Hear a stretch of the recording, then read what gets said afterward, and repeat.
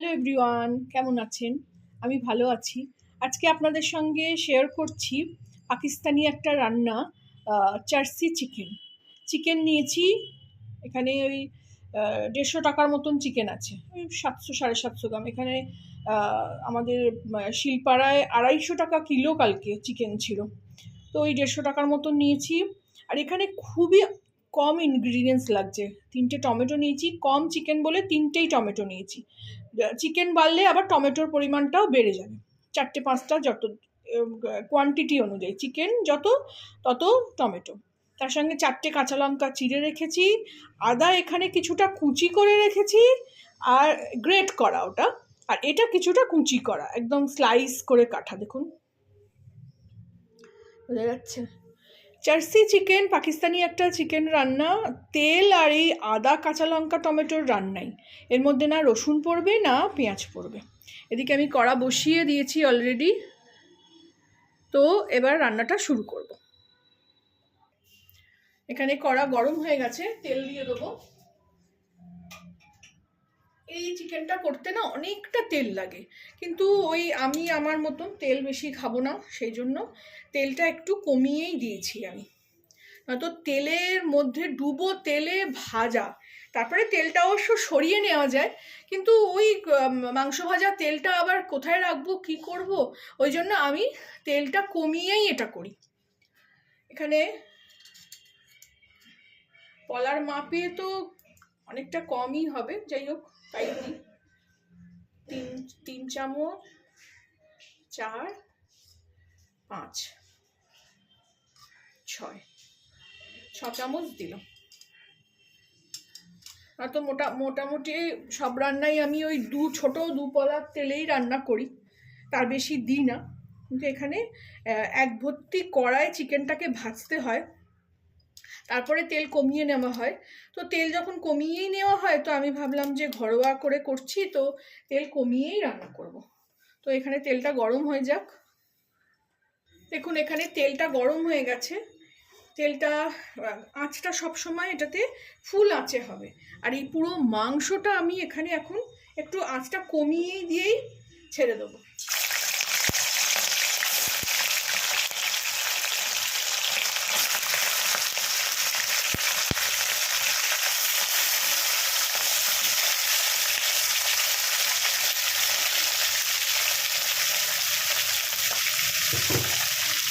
আঁচটা জোরেই থাকবে এখানে। তার মধ্যে আমি এই 3টে টমেটো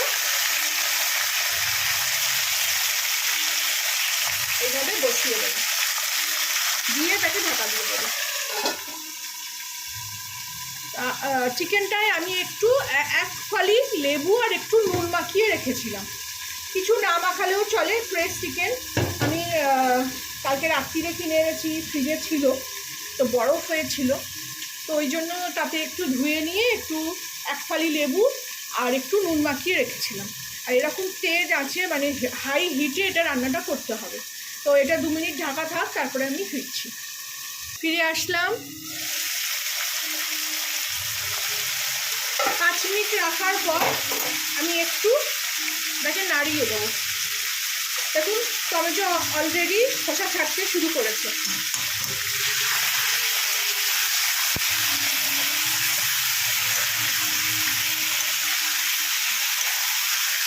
এটা অপূর্ব খেতে হয়।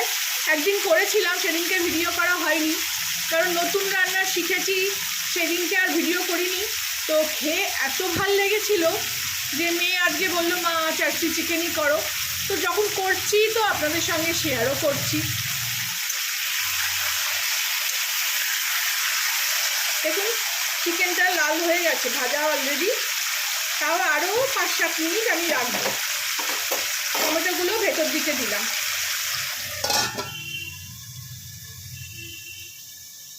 ফিরে আসলাম। এবার আমি না এই টমেটোর খোসাগুলো সব ছাড়িয়ে নেব। এদিকে এই ছাড়ানোর জন্য টং ব্যবহার করব, কারণ প্রচণ্ড গরম হয়। এই যে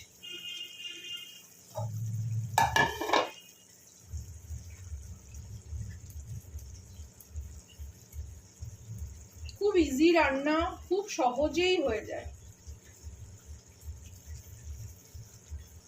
শুধু একটু ধৈর্য ধরে এটাকে ভাজতে হবে।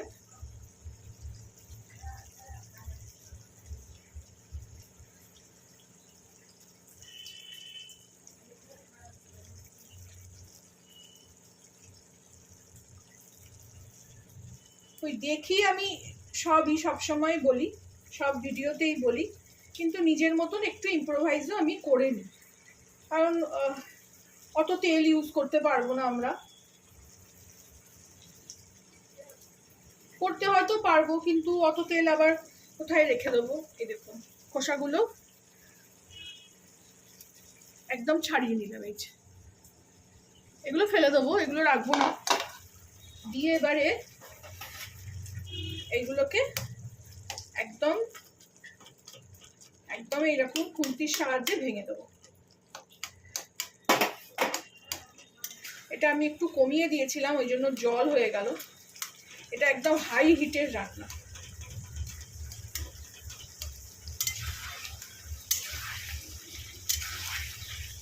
এটা লোহার কড়াইতে করলে বেশি ভালো হয়, কিন্তু আমার কাছে তো লোহার কড়াই নেই।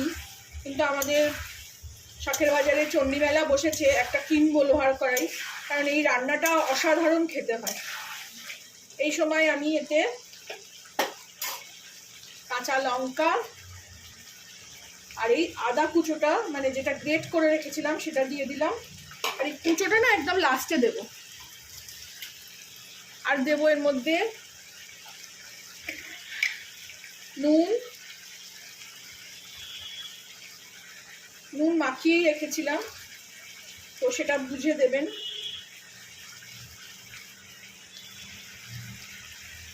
একটুখানি চিনি দেবো। আপনারা যারা চিনি খান না, দেন না, তারা নাও দিতে পারেন। এই একদম একটুখানি স্বাদটাকে ব্যালেন্স করার জন্য, কারণ টমেটো আছে অতটা। আর কালারটা ভালো হওয়ার জন্য বেশ খানিকটা কাশ্মীরি লঙ্কা, 3-4 চামচ মতো দিয়ে দিলাম। আর এতে কিছুই দেওয়ার নেই, অসাধারণ খেতে হয়। রেডি হয়ে গেল মোটামুটি আমার চার্সি চিকেন। দেখুন রংটাও কত সুন্দর আসলো।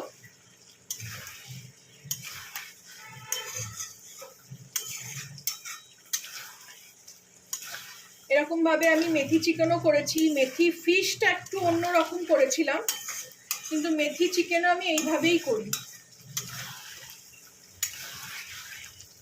ওটাতে আদা রসুন দিয়ে ভাজতে হয়। আমি না এইরকম অবস্থায় একটু আঁচটা কমিয়ে দিয়ে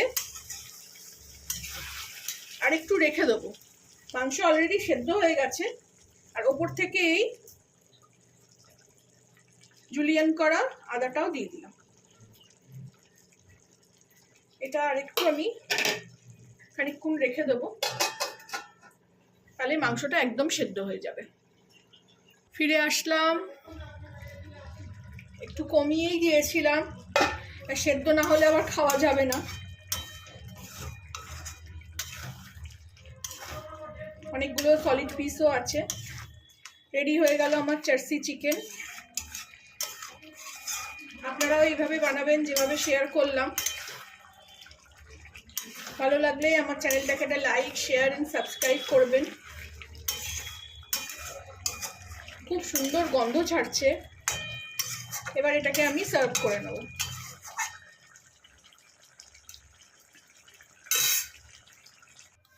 এবার আমি এটা এখানে ঢেলে নেব।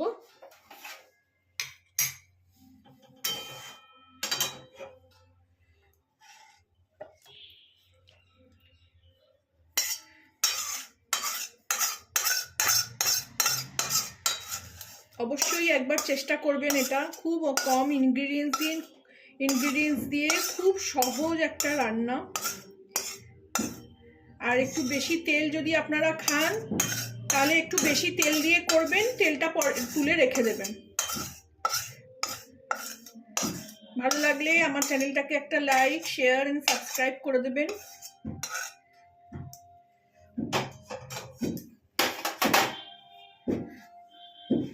Thank you for watching.